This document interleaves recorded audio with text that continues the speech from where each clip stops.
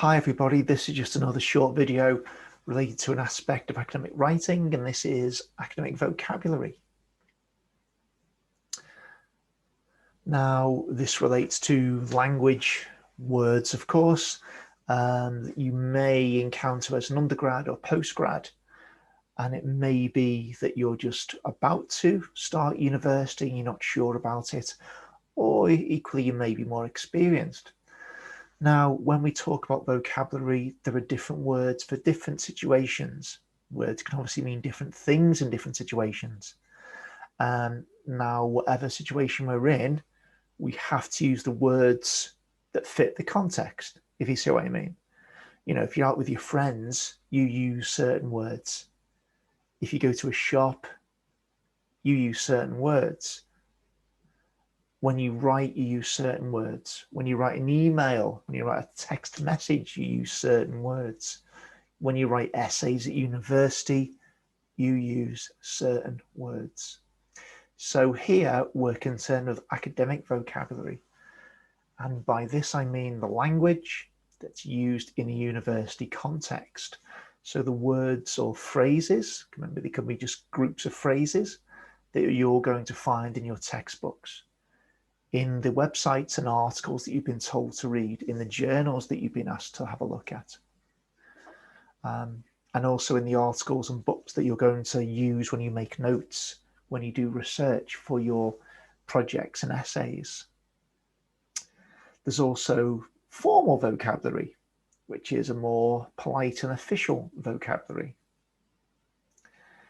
Then we can move down to informal and colloquial, which is everyday, ordinary language.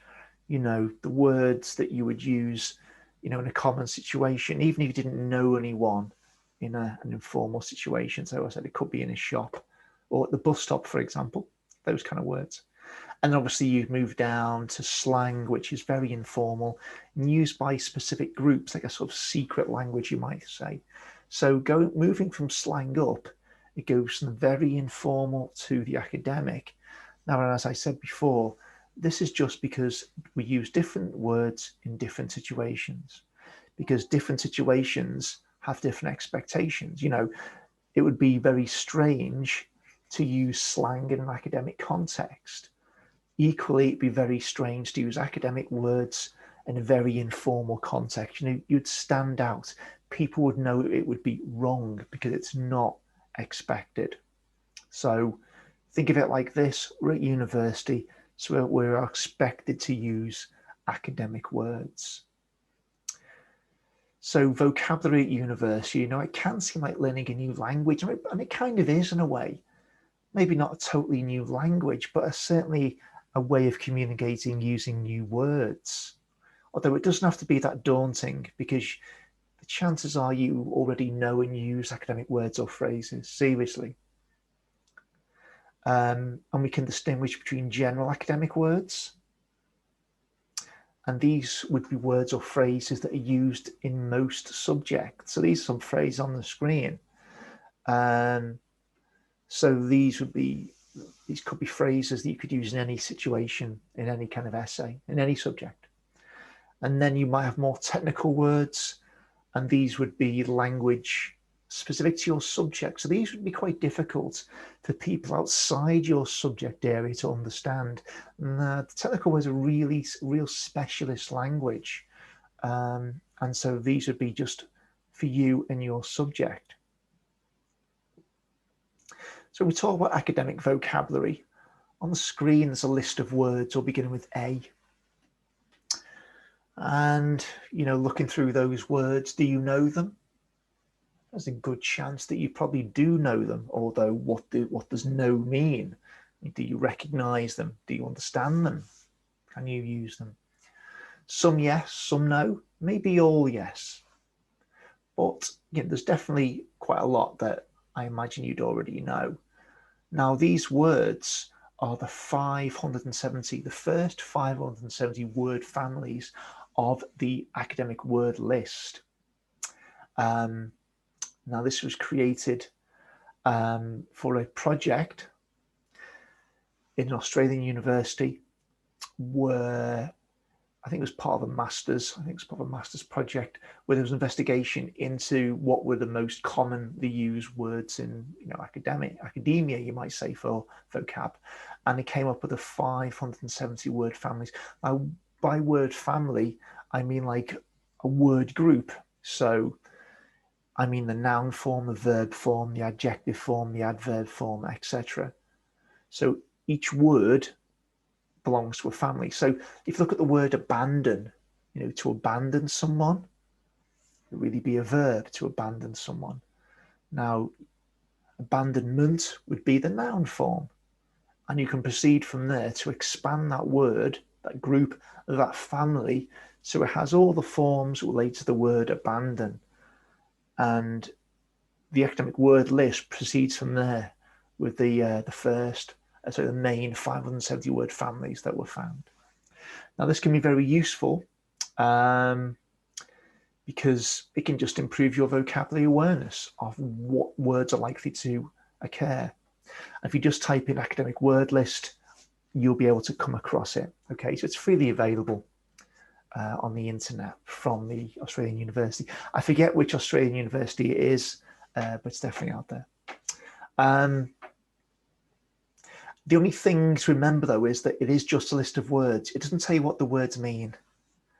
And remember that vocabulary is best learned in context. And so these words are taken out of context. So it's useful. Will you remember them? Not unless you use them. When it comes to learning new vocabulary, there are things that we can do, things that really maybe we must do. And you might already do some of these things. You might not do any of them. So a new word. So we can write the word down and find out how it is used. Okay, so, a context, an example of how it's used in a sentence. And what does it mean? Now, does it have different meanings? Because obviously some words can have several different meanings depending on how they're used. That's very important, especially if you're maybe an international student who is unaware of the different meanings. Then it might be useful to write down the different word families. So we've got an idea of, okay, this is how they might be used in a different sentence structure. Write an example for yourself, for your subject.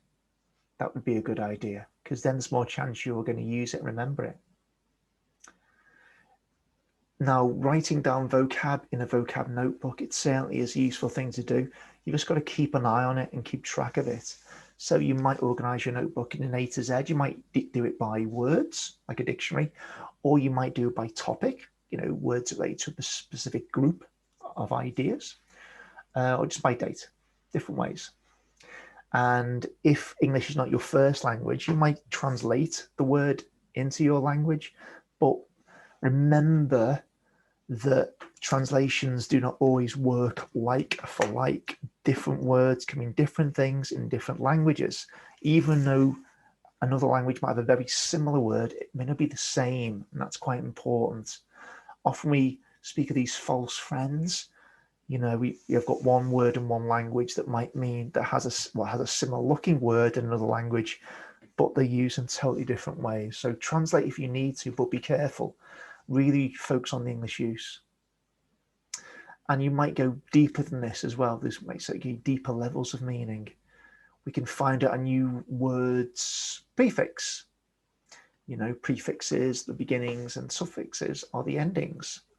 What prefixes are common, what suffixes go. And this is like with word building as well. Synonyms, what's a new word synonym? Synonyms are words of a very similar meaning. Antonyms, what's the opposite of this word you found? And associated words, or, collocations, which are words that are combined together. Often words are part of already made chunks, phrases. And these phrases probably exist together, they do exist together, rather than being little individual words. So you might find a phrase that commonly uses that word. For example, competitive market, take offense, these are kind of common collocations, competitive what? Competitive market, take what? They can always take offense.